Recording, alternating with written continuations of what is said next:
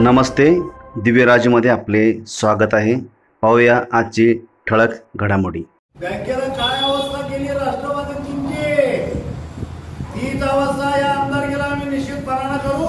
काय तर खुर्चाळपणानं तुमची बंबेश्वरून पाणी आणतो, अमुक आणतो, तमुक आणतो, या ज्या वल्गना करायला त्यामुळं या तालुक्यात विकासाची कामं होऊ नये ही संकल्पना, ही भावना त्यांची. म्हणून आमची त्यांना विनंती आहे की सांगोल्याचे आमदार असतील, कैलासवासी विट्याचे आमदार बाबासाहेब असतील, त्यांनी 700 ते 800 कोटी निधी न्या.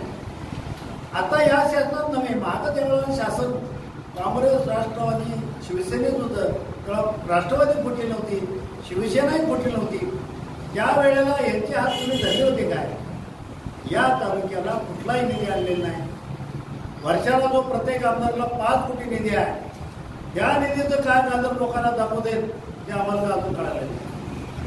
परंतु एखादी चांगली एवढी मोठी योजना 20,000 कोटीची योजना आहे, 2,000 कोटीची योजना, सॉरी, आणि 2,000 कोटीची योजना, 1,000 कोटीचं काम आता जवळजवळ 60-70% पूर्णत्वाला गेलेलं आहे.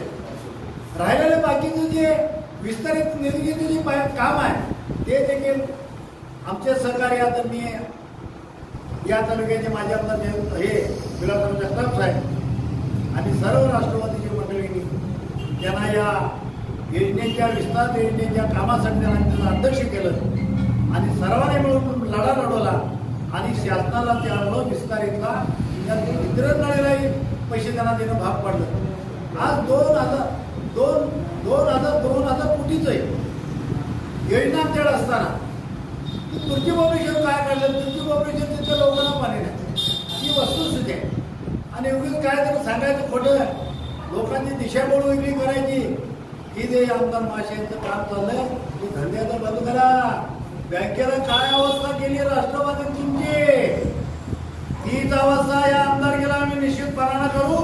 आमच्याचा जो उमेदवार असेल तो राष्ट्रवादीचा निश्चितपणानं निवडून आणू.